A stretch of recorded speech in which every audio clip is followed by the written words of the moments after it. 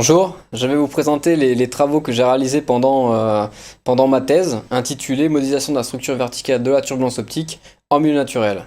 Donc, durant cette thèse, j'étais encadré par trois directeurs, Jean-Martial Coard et Sandrine Anquetin du LTHE et Yves Gagne du Légy.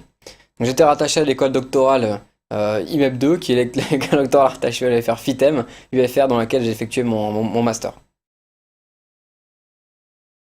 Donc, je vais commencer ma soutenance blanche de thèse en vous illustrant donc le contexte général de celle-ci. Donc parmi les biais communs à la plupart des modèles de climat, il y a le déclenchement et l'arrêt prématuré des précipitations convectives qui sont directement liées au mouvement convectif. Donc pour illustrer ces biais, je m'appuie sur une figure extraite de Rio et al. 2012. Donc sur cette figure, on peut voir en couleur les heures de déclenchement de la première précipitation convective de la journée. En rouge, les précipitations qui viennent, qui ont lieu en fin de journée, et en vert en milieu de journée.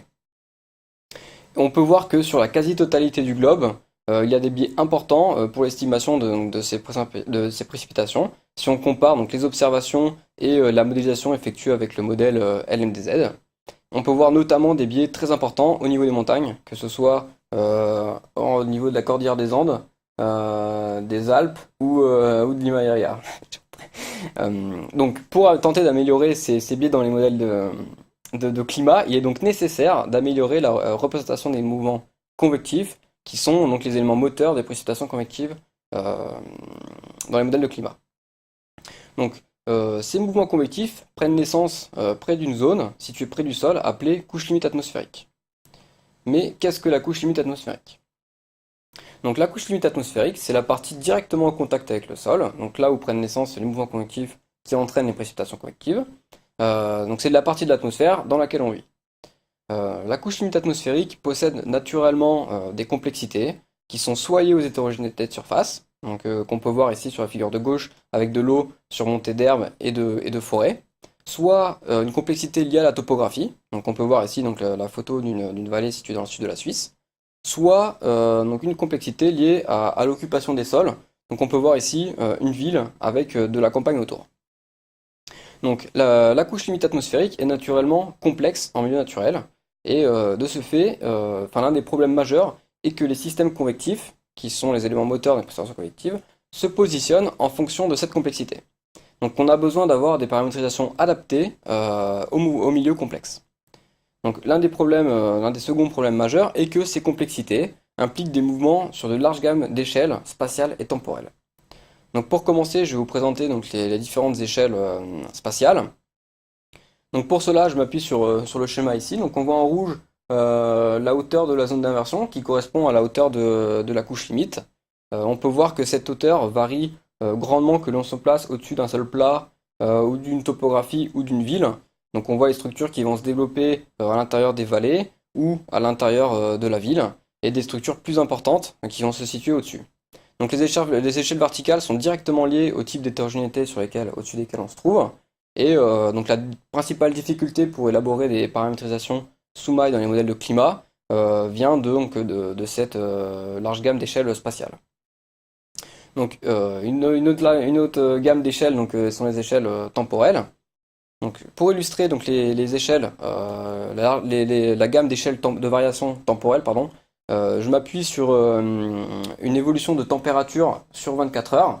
Donc on a au départ une augmentation de la température, puis une diminution au début de la journée, puis une diminution en soirée, et de nouveau une augmentation.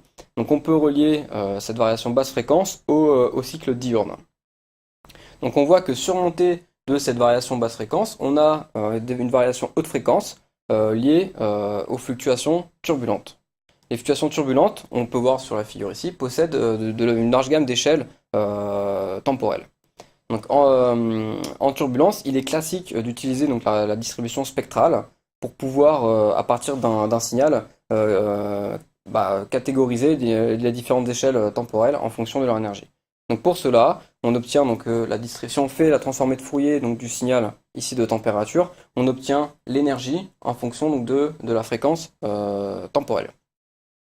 Donc sur la figure de gauche, on voit la partie synoptique qui correspond entre autres à la partie du cycle diurne. On a 24 heures ici. Le trou spectral qui intuite une séparation d'échelle entre la partie synoptique et la partie turbulente, et enfin une partie turbulente qui possède donc des échelles de l'ordre de la minute à la seconde.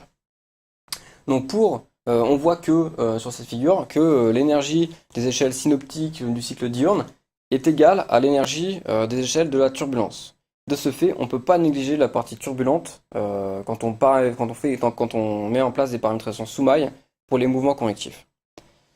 Et donc, il est donc nécessaire de comprendre les différents processus turbulents qui sont présents dans la couche chimique atmosphérique pour bien prévoir les vents catabatiques, les vents anabatiques ou les circulations de grandes échelles.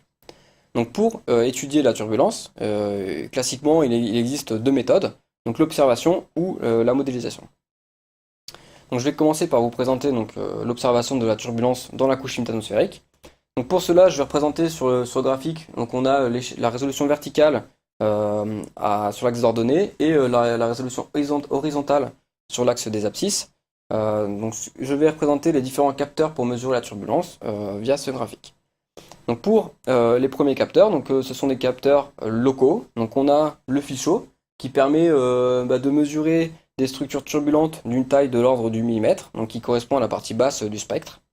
Ensuite, on a l'anémomètre sonique ou édicorrélation pour EC ici, qui permet d'avoir des structures, de mesurer la taille de structure à des altitudes avoisinant le mètre et sur des résolutions horizontales du mètre au décamètre.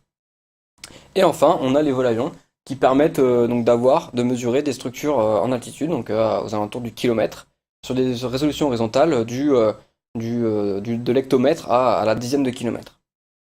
Donc, le principal inconvénient de ces instruments est que ce sont des instruments locaux, alors que la turbulence possède de grandes échelles spatiales et temporelles. Donc, il est nécessaire d'avoir d'autres outils. Donc, pour cela, on utilise des outils de télédétection. Donc, parmi les outils de télédétection, il y a le LIDAR, ou le SODAR, ou le radar UHF, qui permettent d'avoir des profils verticaux de turbulence sur de la dizaine de mètres au kilomètre, donc sur toute la couche chimique atmosphérique. Et enfin, on a le principal inconvénient de ces profileurs verticaux est qu'ils ont une très mauvaise résolution près du sol. Et de ce fait, on utilise aussi donc, le scintiomètre qui permet d'avoir à des échelles avoisinant le mètre, donc à peu près comme l'anémomètre sonique au-dessus du sol, permet de mesurer des structures d'une taille de l'ordre du décamètre au kilomètre. Donc le scintiomètre intègre le long de son trajet optique toutes les structures présentes sur le long de ce trajet optique. Et donc ces appareils de mesure par télédétection fonctionnent en mesurant ce qu'on appelle la turbulence optique. Donc je vais vous présenter au travers une vidéo ce qu'est la turbulence optique. Donc là, je la mets en marche. Donc la turbulence optique, donc on peut voir sur la vidéo ici, donc la netteté de l'image qui varie d'un point à un autre de l'image justement. Et cette netteté de l'image, cette variation de netteté de l'image est liée aux fluctuations de l'indice de réfraction de l'air. Donc l'indice de réfraction de l'air dans l'atmosphère est égal à 1, plus ou moins 1 10-6. Et c'est ce 1 10-6 qu'on peut relier à l'activité turbulente de l'atmosphère. Donc pour caractériser ce 1 10-6, il est classique d'utiliser une fonction statistique qui s'appelle le paramètre de structure des fluctuations de l'indice de réfraction de l'air, qu'on note le CN carré. Et c'est ce CN carré qui permet de quantifier un peu la turbulence optique. Et c'est ce CN carré qui est mesuré dans les appareils de télédétection. Donc, une autre méthode pour caractériser la turbulence optique ou turbulence normale dans la couche chimique atmosphérique est la modélisation.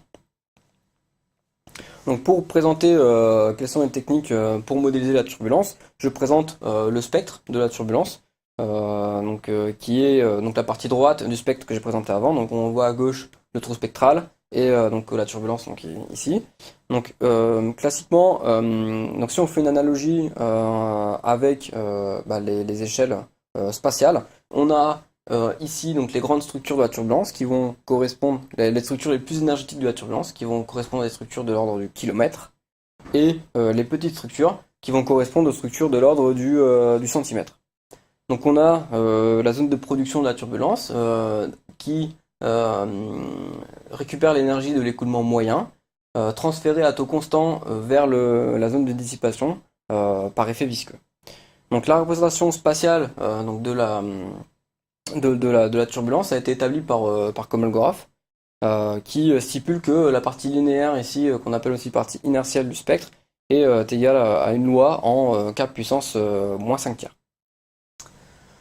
Donc si on veut modéliser, résoudre toutes les structures de la turbulence, donc il est nécessaire d'avoir des mailles d'une taille de l'ordre du centimètre. Cette technique s'appelle la DNS, pour Direct Numerical Simulation. Une autre technique existe qui s'appelle les méthodes RANS, qui permettent de modéliser toute la turbulence en résolvant que la partie de l'écoulement moyen ou l'écoulement synoptique. Donc ce type de modélisation est très utilisé dans les modèles de climat, de météo. Une méthode intermédiaire est la méthode LES, donc pour Large Simulation, qui permet de résoudre donc, la partie la plus énergétique de la turbulence et modéliser la partie la moins énergétique. Donc cette méthode est la méthode qu'on utilisera donc, dans cette thèse, qu'on a utilisée dans cette thèse. Cette méthode nécessite des mailles d'une taille de l'ordre, comprise entre le kilomètre et le centimètre, donc mailles de l'ordre de la centaine de mètres.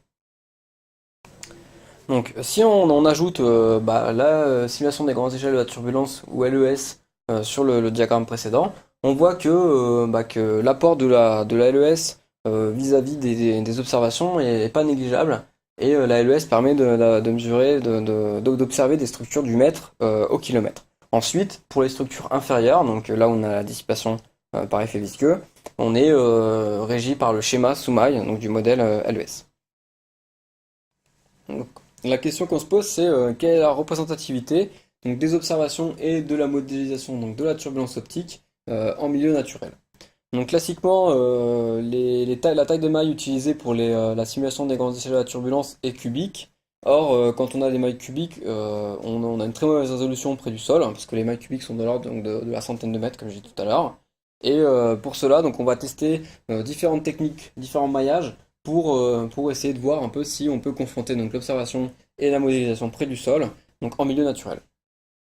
Donc pour répondre à ces questions, on va mettre en place une démarche scientifique. Donc pour ce qui est de la partie observation, donc on a donc les observations de la turbulence optique via le paramètre de structure des fluctuations de l'indice de réfraction de l'air, le sin carré.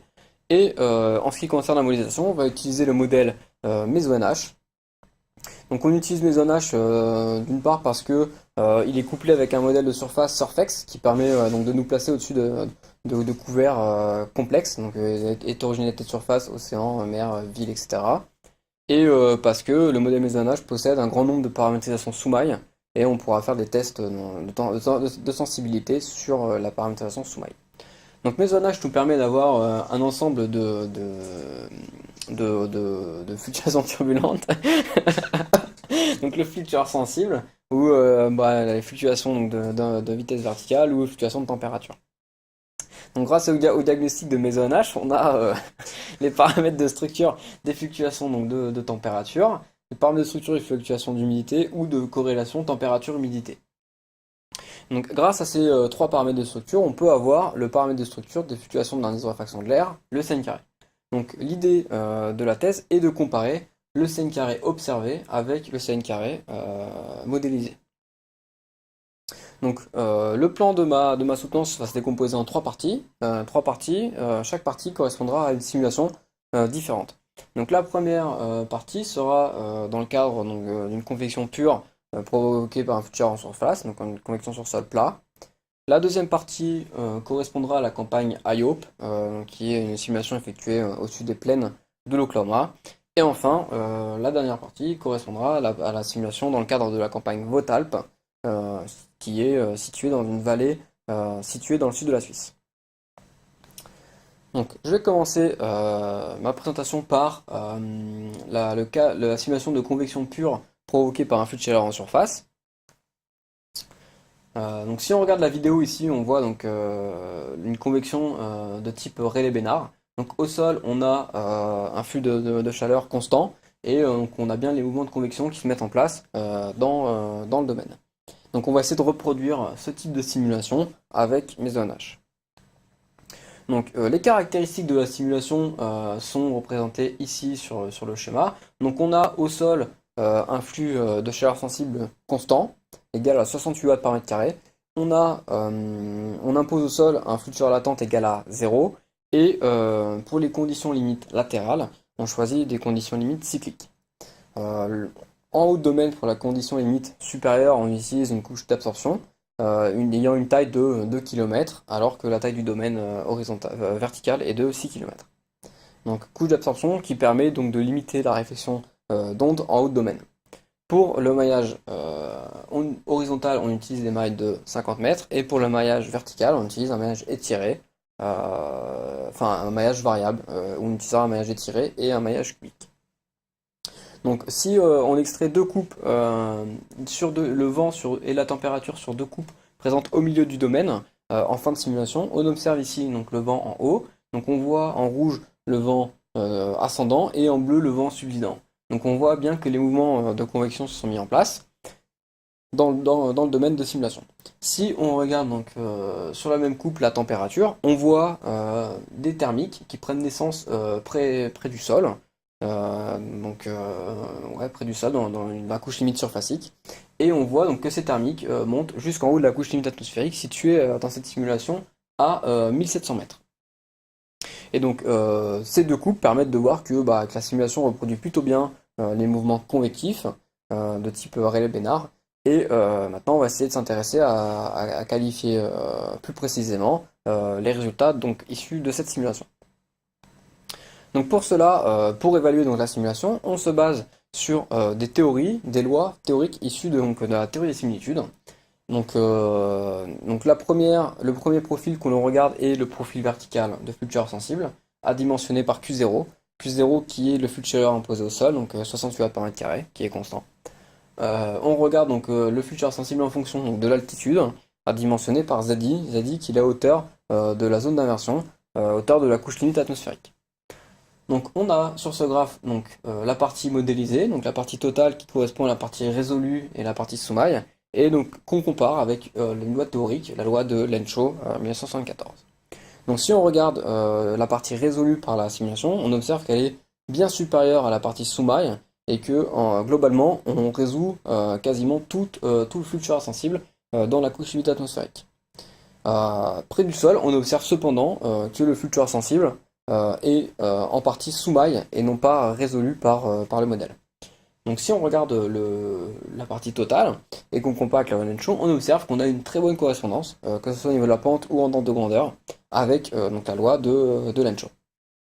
Donc si on regarde maintenant le paramètre de structure des fluctuations de température, on observe ici en noir le paramètre de structure de fluctuation de température adimensionné par ZI puissance 2 tiers et par une grandeur caractéristique de la température, θ star carré. Si on compare donc cette valeur, ce profil avec les trois lois de similitude, donc la loi de Kemal qui est à droite ici, et les deux lois donc de Ferrol et de Sorbian, on observe quelques différences. Donc notamment en haut, proche de la zone d'inversion, on observe qu'il y a des effets d'entraînement importants dans la simulation qu'on a effectuée, et que si on compare le profil simulé avec la loi de similitude de Kemal, on voit qu'il y a des grandes différences. C'est normal parce que dans la loi de Kemal, on ne prend pas en compte les effets d'entraînement, et donc on ne peut pas représenter les effets d'entraînement qui sont présents dans la simulation. Donc si on compare en revanche avec les deux autres lois de similitude qui eux prennent en compte les effets d'entraînement, on observe une correspondance bien plus importante et un accord plutôt très bon entre notre simulation et les lois de similitude présentées. Donc ensuite on observe dans la partie du centre de ce profil, on observe des différences de 1 voire de 2 ordres de grandeur entre le profil simulé et les lois de similitude. Ce résultat a été trouvé par d'autres auteurs dans la littérature avec d'autres modèles atmosphériques, et on ne sait pas vraiment d'où vient ce problème, si c'est le schéma sous-maille qui est en cause, ou si c'est le modèle en lui-même qui reproduit pas ou si c'est les modèles de théorie des similitudes qui reproduisent pas bien la transition couche limite surfacique, couche limite mélangée. Si on regarde maintenant ce qui se passe près du sol, on observe qu'on a qu'on retrouve, qu'on recolle vers les lois de similitude. Ce biais qui est diminué donc près du sol est dû au schéma Soumaï, qui est trop important près du sol. Qu'on voit très bien dans les profils verticaux donc de fluctuation de température que je ne présenterai pas ici. Donc là, on voit qu'avec le maillage cubique, on a une très mauvaise résolution près du sol. Donc le premier point de maille est situé à 50 mètres. Or, c'est près du sol qu'on a l'anémomètre sonique et le scintiomètre qui sont présents. Et donc on veut comparer donc, une simulation avec ces instruments-là, et donc on a besoin de changer le maillage. Donc pour cela, j'ai testé différents maillages, dont 6 que j'ai présentés ici. Donc on a, donc dans cette présentation, je vais en présenter que 2. Donc le maillage avec des mailles de 50 mètres cubiques, et le maillage avec des mailles de 50 mètres horizontalement et un étirement des mailles sur la verticale avec la première maille située à 1 mètre et ensuite un étirement jusqu'à 50 mètres. Donc ces deux maillages sont présentés ici avec le zoom dans les 50 premiers mètres de l'atmosphère. Donc on voit que le maillage est tiré à beaucoup plus de points près du sol et que globalement on aura une meilleure prédiction normalement des profils donc dans cette partie. Donc si on regarde les mêmes profils, donc le profil des fluctueurs sensibles précédemment montré, donc on a ici sur toute la couche limite atmosphérique. Donc en rouge on a le maillage à 50 mètres cubiques et en bleu à 50 mètres étiré. Donc on voit ici que qu'on a une bonne correspondance entre le maillage à 50 mètres étiré et 50 mètres cubiques. Donc on voit pas de différence majeure sur ce graphique. En revanche près du sol, on observe qu'il y a quelques différences. Donc si on zoome près du sol, donc figure que j'ai représentée à gauche ici, on voit donc des différences assez notables près du sol, notamment que le profil issu donc, du maillage étiré permet de prolonger le profil issu avec le maillage cubique près du sol. On voit que l'accord est toujours présent entre la loi de similitude et les profils simulés, totaux notamment, et que l'étirement des mailles près du sol ne détériore pas les résultats de simulation. On remarque aussi que ajouter des points près du sol permet de résoudre plus près du sol justement les fluctueurs sensibles turbulents. On voit que la transition sous-maille résolue est située plus près du sol que la partie pour maillage cubique. Et donc ces résultats montrent que le maillage étiré près du sol ne détériore pas les résultats et au contraire permet d'améliorer la prédiction des profils près du sol.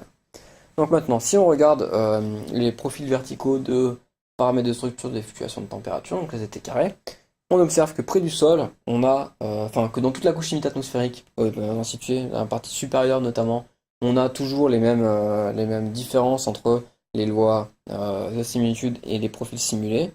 En revanche, près du sol, on voit qu'on a que le profil simulé avec le maillage étiré près du sol permet d'améliorer grandement les profils donc dans la couche atmosphérique si on compare avec les lois de similitude. Donc on a des valeurs relativement proches des lois de similitude, que ce soit en pente ou en ordre de grandeur. Donc le maillage semble bien améliorer les résultats. Donc si on essaie d'évaluer un peu plus ces profils de CT carré près du sol, donc on va donc la simulation qu'on a effectuée, comme je disais au début, ne possède pas de chaleur latente, donc c'est une simulation sèche. On n'a pas d'humidité dans la simulation.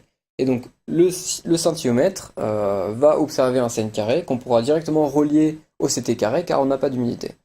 Donc si on extrait sur cette courbe un CT carré à une altitude que pourra avoir un scintiomètre dans telles conditions, donc à peu près 10 mètres, et qu'on met en place des méthodes qui permettent d'avoir le fluctueur sensible à partir du CT carré, on peut retrouver donc, le fluctueur sensible à partir du CT carré qu'on pourra comparer avec le fluctueur sensible prescrit dans le modèle.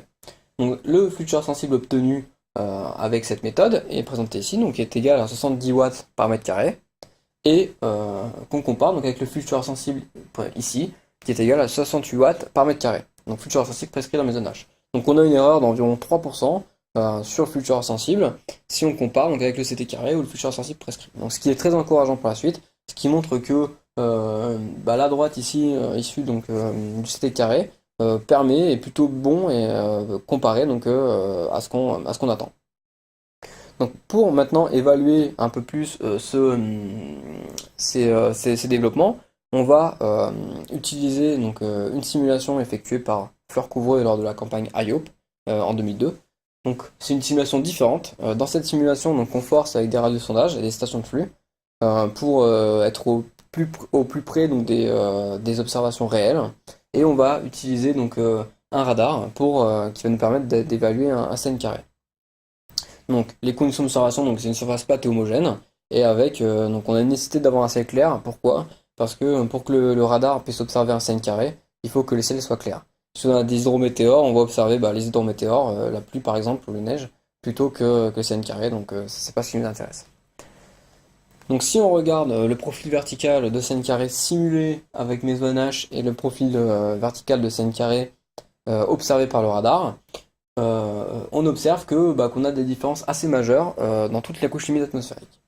Donc, ce qui montre un peu la difficulté donc, de comparer des observations de la turbulence avec la modélisation de la turbulence optique. Donc on observe cependant trois zones. Donc, en gros, au-dessus de la couche limite atmosphérique, on a la pente qui est plutôt bien reproduite dans la simulation si on compare avec l'observation obtenue par le radar. Ensuite, dans la couche limite atmosphérique, on observe des différences d'environ une décade entre le profil simulé et le profil observé. Donc là, difficile de savoir si c'est le radar qui n'est pas bon ou la simulation qui donne des pentes qui sont pas trop mauvaises.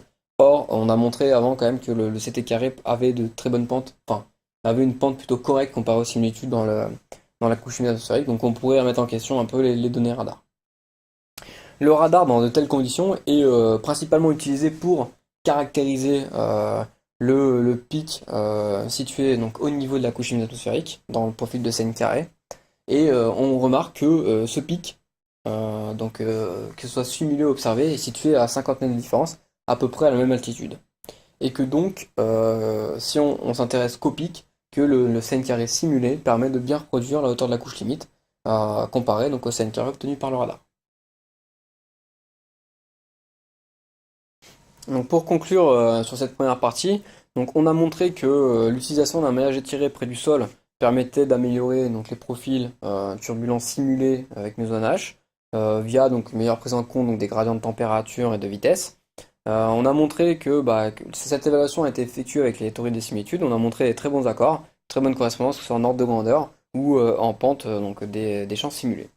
Donc en ce qui concerne la campagne IOP, donc on a montré que l'utilisation d'un radar permettait notamment donc, de bien prévoir la hauteur de la couche limite via le pic dans le profil observé donc, de paramètres de structure et de fluctuation dans les réfractions de l'air, le scène carré. Et on a montré que Meso-NH était plutôt en bon accord vis-à-vis donc, du radar.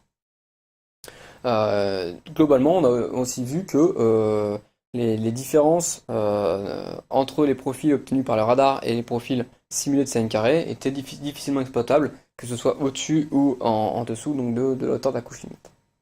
Donc maintenant, nous allons mettre en place donc, une simulation dans le cadre de la campagne Votalp, campagne donc, qui était située donc, dans le sud de la Suisse, qui était campagne qui a été mise en place pour étudier donc l'intrusion de l'ozone dans la troposphère, de caractériser donc l'advection de l'ozone et donc de quantifier les échanges verticaux de l'ozone entre la couche limite atmosphérique et l'atmosphère libre.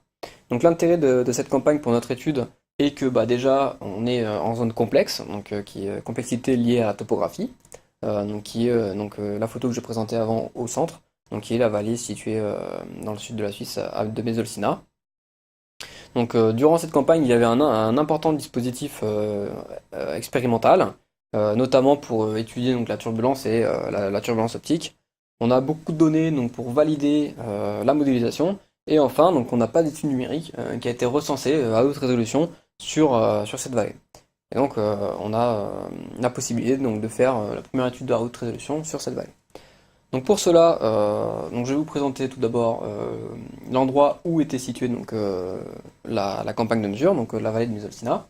Donc on a ici la carte de la Suisse, donc la vallée de Mesolcina était située dans le sud de la Suisse, donc on voit le rectangle rouge ici, et à droite je représente donc la topographie donc, dans la vallée. Donc on a les crêtes aux alentours de la vallée qui culminent à 3000 mètres d'altitude, et au fond de vallée on est situé à environ 300 mètres d'altitude. On a globalement une vallée orientée nord-sud, avec donc des différences entre les crêtes et le fond de vallée égales à 3000 mètres. Donc de fortes pentes de part et d'autre de la vallée. Donc l'emplacement des principaux instruments de mesure disponibles sont présentés ici. Donc on a à gauche les radiosondages, donc avec deux radiosondages situés en Suisse, donc à Grono et à Payerne, deux radiosondages situés en Italie, donc à Milan et Capofumé. En ce qui concerne les stations météo, on a un important jeu de stations météo situées donc, de la section sud de la vallée à la section nord, donc réparties tout au long de la vallée. Et on a donc pour finir ici donc, des différents instruments pour mesurer la turbulence, notamment donc, le 1 millisodar vers Piazza Giacomo, au nord de la vallée, un sodar, un profileur de vent, une station de corrélation et un lidar dans le sud de la vallée. Donc tous ces instruments sont très intéressants pour évaluer donc, la simulation qu'on va mettre en place avec Mesonash. Donc parmi les autres instruments disponibles, on a les instruments qui permettent de mesurer la turbulence optique, donc les différents scènes carrées, les scintiomètres. Donc on a trois scintiomètres situés dans la section nord de la vallée. Donc on voit ici en blanc sur la photo les trajets optiques des scintiomètres avec les émetteurs situés à Piazza Giacomo et les récepteurs situés aux trois endroits différents ici. Et on a deux scintiomètres situés dans la section sud de la vallée. Donc deux scintiomètres avec où les chemins optiques sont aussi représentés en blanc, donc qui sont sur l'axe transverse à la vallée. Donc pour choisir donc, une journée de simulation, on s'est basé sur la disponibilité des scintiomètres. Donc on peut voir ici en noir les données scintimétriques disponibles, en gris les données partiellement disponibles et en blanc les données manquantes. Donc on n'a pas de données. Donc le jour où on a le plus de données est le 17 août 1996 et donc on va choisir cette journée pour effectuer la modélisation avec Mesonash. Donc comment est-ce qu'on modélise la dynamique dans la vallée? Donc quelles conditions aux limites et initiales choisir? Donc en ce qui concerne la couche limite, la condition limite supérieure, donc on va choisir une zone d'absorption, comme pour les deux simulations précédentes. Donc pour limiter la réflexion d'ondes en haut de domaine. Pour les conditions limites latérales, on va utiliser donc des données CMWF afin de se rapprocher au plus près des conditions observées à cette époque, donc en 1996, dans la vallée. Donc la taille des mailles des données CMWF est de 55 km horizontalement, et verticalement on a 31 points, avec le premier point situé à 1000 hectopascales, donc environ une cinquantaine de mètres au-dessus du sol. Pour la condition limite inférieure, donc on va utiliser le schéma Surfex, qui permet donc de nous placer au-dessus de couverts complexes et hétérogènes. Pour la condition initiale, donc on va utiliser les données CMWF qui sont comme précédemment, donc avec une taille horizontale de 55 km. Et on va faire un forçage toutes les 6 heures. Donc les contraintes de la vallée, donc tout ce qui nous intéresse c'est de modéliser donc la vallée de Mesolcina. Donc la vallée de Mesolcina fait environ 30 km de haut sur 15 km de large. Et donc on va essayer donc on va créer on va modéliser donc la vallée via un domaine de 30 km par 15 km. La taille des mailles est choisie d'environ 100 mètres, car c'est la taille des mailles qu'on a dit précédemment pour faire de la simulation des grandes échelles de la turbulence en couche limite atmosphérique. Et donc pour passer donc du domaine de forçage, donc le domaine CMWF, au domaine donc, de la vallée Mesolcina, on a besoin d'emboîter 5 domaines. Donc le premier domaine va faire 720 km par 720 km, avec des mailles de l'ordre de 16 km par 16 km. Pour le maillage vertical, on va avoir un maillage qui va être identique quel que soit le domaine. Donc ça c'est une contrainte due à Mesonash. Donc la première maille est située à 2 mètres et la maille du haut est située à 800 mètres. La taille du domaine donc fait 25 km. Donc on met en place donc 5 domaines, donc là j'ai représenté que le domaine 1 et 5, donc jusqu'au domaine 5 qui va faire 15 km par 30 km, qui est la taille de la vallée, avec des mailles de 110 mètres. Pourquoi 110 mètres et pas 100 mètres? Parce que on doit avoir des rapports situés entre 2 et 4 entre les différents domaines, et donc on arrive à 110 mètres au lieu de 100 mètres. Voilà. Donc maintenant je vais vous présenter donc, sur les trois graphiques ici donc, les différents emboîtements de domaines. Donc on a le domaine 1 donc, qui est forcé au bord par l'échelon CMWF. Donc domaine 1 qui regroupe toute la Suisse avec une bonne partie des Alpes. Ensuite on a donc le domaine 2 ici avec le domaine 3 au centre. Ici on représente le domaine 3, le domaine 4 et le domaine 5. Donc en couleur on a la topographie. Et donc on a le domaine 5 ici, donc qui correspond à la vallée donc de 15 km par 30 km. Donc pour simuler ces 5 domaines, on a besoin de mettre en place, enfin on pourrait utiliser donc une seule simulation, on fait tourner les 5 domaines en même temps, mais c'est trop coûteux en temps de calcul, donc on sépare les différents domaines en 3 simulations différentes. Donc la première simulation qu'on effectue est une simulation avec les domaines 1, 2 et 3. Le domaine 1 est forcé avec les données CMWF toutes les 6 heures au bord. Et donc le domaine 2 va être forcé par le domaine 1 et le domaine 3 par le domaine 2. Les interactions entre les domaines se font en two-way, donc on a des interactions dans les deux sens dans les domaines. Donc on fait des sorties toutes les 6 heures de 18 heures le 16 août à 6 heures donc le 17 août, et ensuite toutes les heures donc de 6 heures le 17 août à 18 heures le 17 août. On commence à 18 heures le 16 août pour initialiser la simulation. Ensuite, on se sert donc des sorties donc du domaine 3 entre 11 heures et 13 heures le 17 août pour forcer le domaine 4, où on fait les sorties donc toutes les 10 minutes, donc entre 11 heures et 13 heures. Ensuite, on se sert des sorties du domaine 4 pour forcer le domaine 5 toutes les 10 minutes, où on fait les sorties du domaine 5 toutes les minutes pour faire des traitements statistiques sur les différents champs turbulents.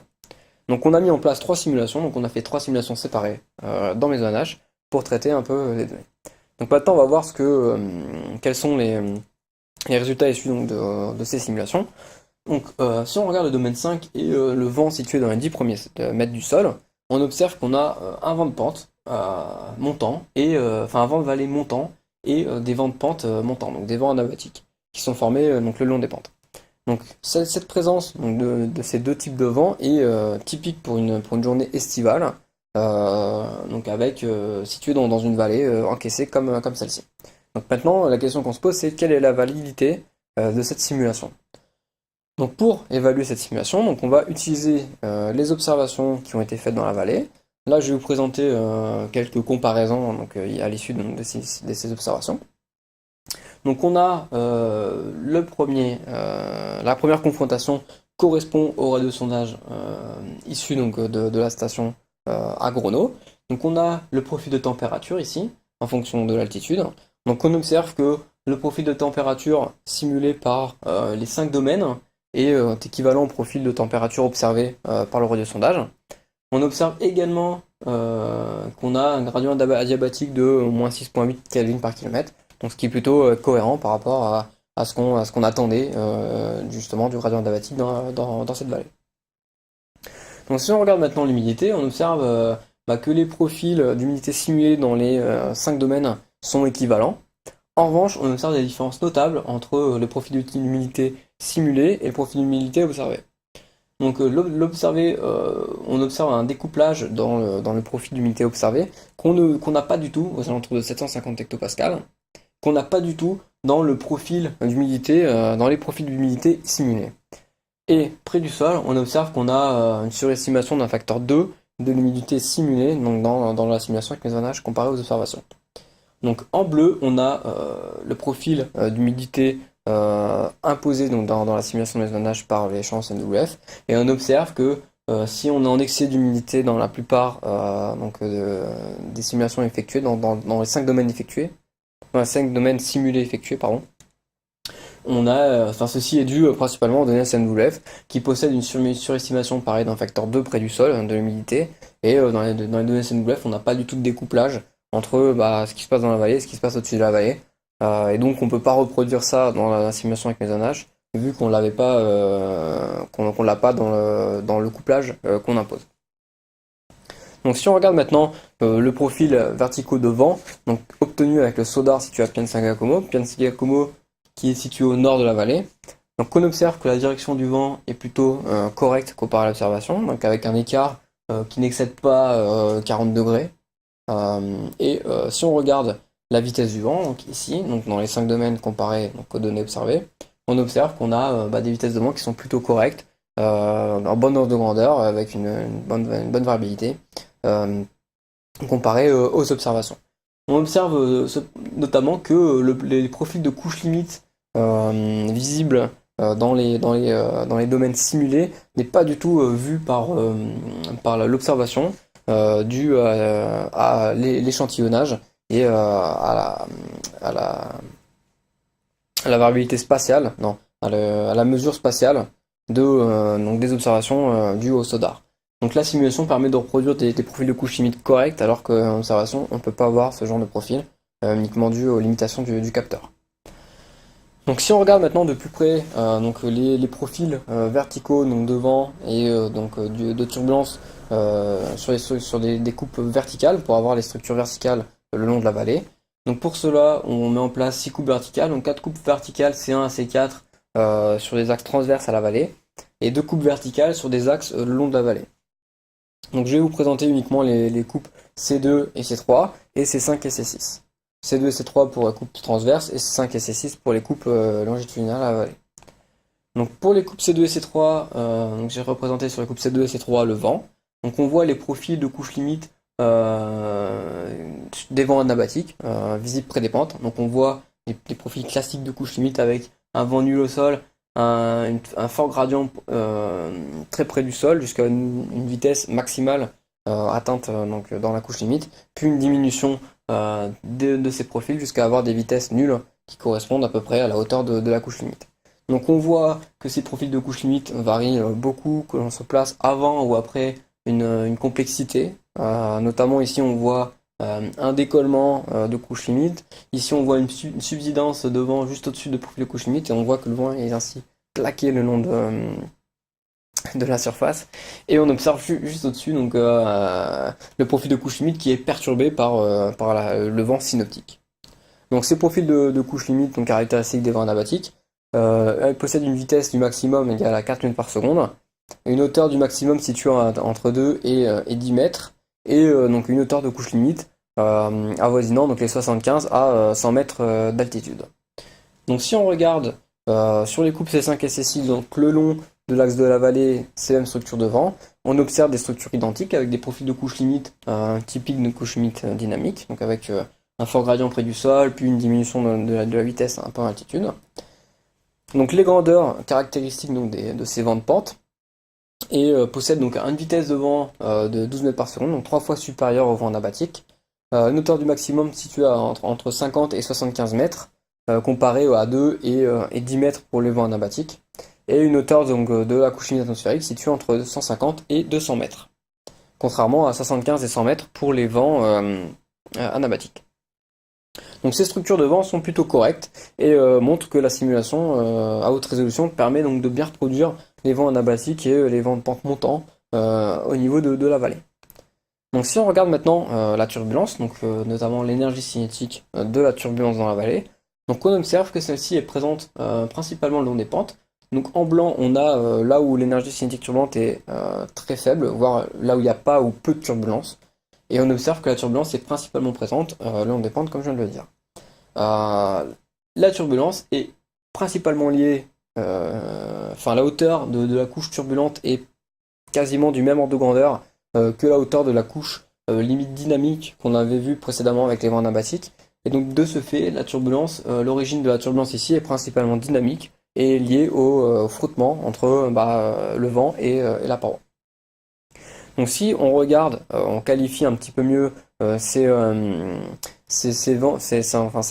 énergie cinétique de la turbulence avec les observations de la turbulence effectuées grâce à la station de décorrélation située à Grono.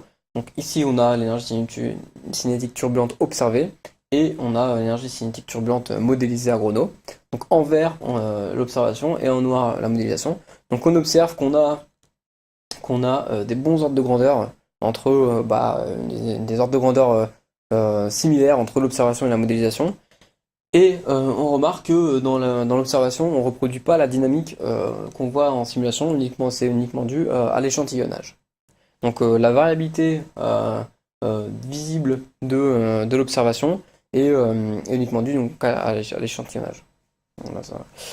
Donc si on regarde maintenant d'autres paramètres turbulents au sol, donc les fluctuations sensibles et les fluctuations latentes, donc on voit sur ces deux coupes que le fluctuateur sensible est grand là où le fluctuateur latente est petit, et inversement, le fluctuateur sensible est grand là où le fluctuateur sensible est petit, donc ce qui est plutôt cohérent avec ce qu'on attendait. Donc si on compare donc les fluctuateurs sensibles obtenus par simulation les futures latentes obtenues par simulation avec les observations situées à la station de corrélation agrono. Donc on observe que le fluctuateur sensible simulé beaucoup est inférieur de 2 ordres de grandeur, enfin d'un facteur 2 aux observations, tandis que le fluctuateur latente est supérieur d'un facteur 6 comparé aux observations. Donc il y a une grande différence sur le fluctuateur sensible, le fluctuateur latente simulé d'un facteur 2. Donc là on pense que c'est la simulation qui produit trop de fluctuateurs sensibles au sol. Donc c'est un caractère connu donc, des schémas de surface. Et ceci est certainement lié à l'initialisation donc soit des données SMWF, comme pour l'initialisation de l'humidité dans l'air, quand on a comparé avec le radiosondage de Renault. Donc maintenant, nous, ce qui nous intéresse, c'est donc de regarder la turbulence optique. Donc la turbulence optique, le sin carré, est obtenue en faisant la somme de 3 termes. Le premier terme, c'est le terme qui prend en compte le paramètre de structure des fluctuations de température, le Ct carré. Ensuite, sommé avec le terme de paramètre de structure des fluctuations de corrélation de température humidité et le terme de paramètre de structure des corrélations d'humidité. Donc si on fait la somme des 3 termes, on obtient le sin carré. On peut voir que la variabilité du sin carré est directement liée et similaire à la variabilité du Ct carré. Et ce qui valide des hypothèses de départ qui stipulaient que le sin carré, dans ce type de conditions, était directement dépendant justement du Ct carré. Donc là où le long des pentes on a des fortes valeurs de sin carré, c'est là où on a une forte turbulence, donc une forte scintillation, et donc c'est normal qu'on ait un sin carré qui est très fort. Au centre de la vallée, là on n'a pas beaucoup de turbulence, le sin carré est très faible, donc dans un ordre de grandeur 10-7, contrairement au bord du domaine où on a 10-13. Donc, sur les différentes coupes des paramètres de structure, on voit le trajet optique du centiomètre situé donc, à Santa Maria Grono, donc avec le trait noir.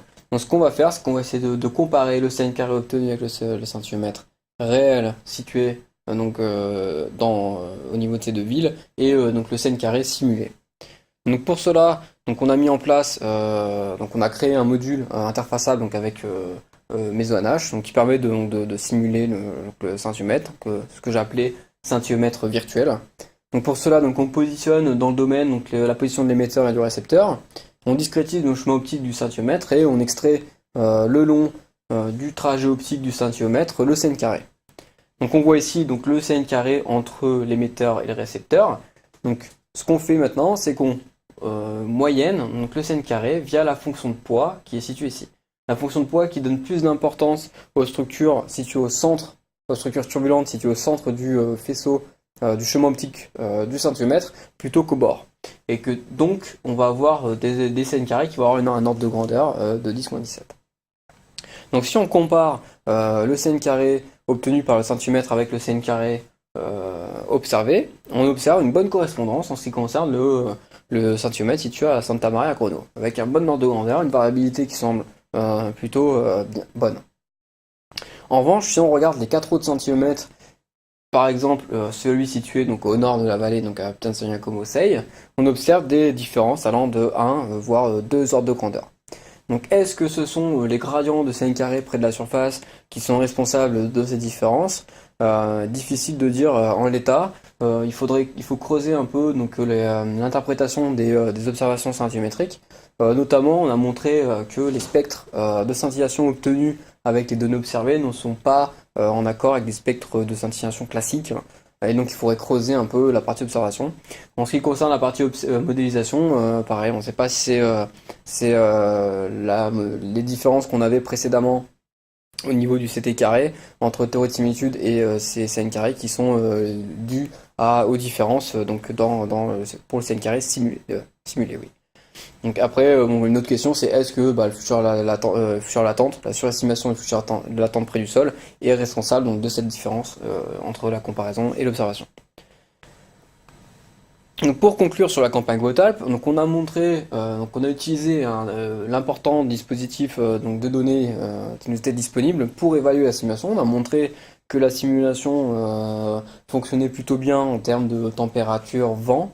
En termes d'humidité, on a montré que la simulation surestimait assez grandement l'humidité donc dans la vallée. Et donc on a essayé de comparer donc les données scintillométriques, donc de turbulence optique, avec donc les données simulées donc de scène carrée, et on a montré des difficultés pour comparer les deux, même si pour un scintiomètre ça semble plutôt bien fonctionner. Donc pour conclure, pour terminer ma soutenance de thèse, ma présentation, je vais vous présenter donc les conclusions et les perspectives. Donc en ce qui concerne le maillage, donc on a montré que le maillage tiré près du sol permettait d'améliorer grandement les profils turbulents simulés, notamment via une meilleure prise en compte des gradients près de la surface. Donc je préconise l'utilisation d'un maillage tiré près du sol pour des simulations en couche limite atmosphérique. Au-dessus de la surface homogène et plat, donc on a comparé donc, les résultats avec les théories de similitude. En zone de relief, on a montré que une meilleure résolution près du sol permettait de bien résoudre les gradients donc, de vent et de bien reproduire les profils de couches limites dans la couche limite atmosphérique, donc notamment pour les vents anabatiques et catabatiques. Donc les perspectives au niveau du maillage seraient donc premièrement de reprendre la campagne, la simulation dans le cadre de la campagne IOP, et donc de mettre un maillage plus fin près du sol pour voir si ça influence les profils de ces n carrés simulés, et si on compare avec le radar, est-ce que ça améliore la comparaison entre les deux.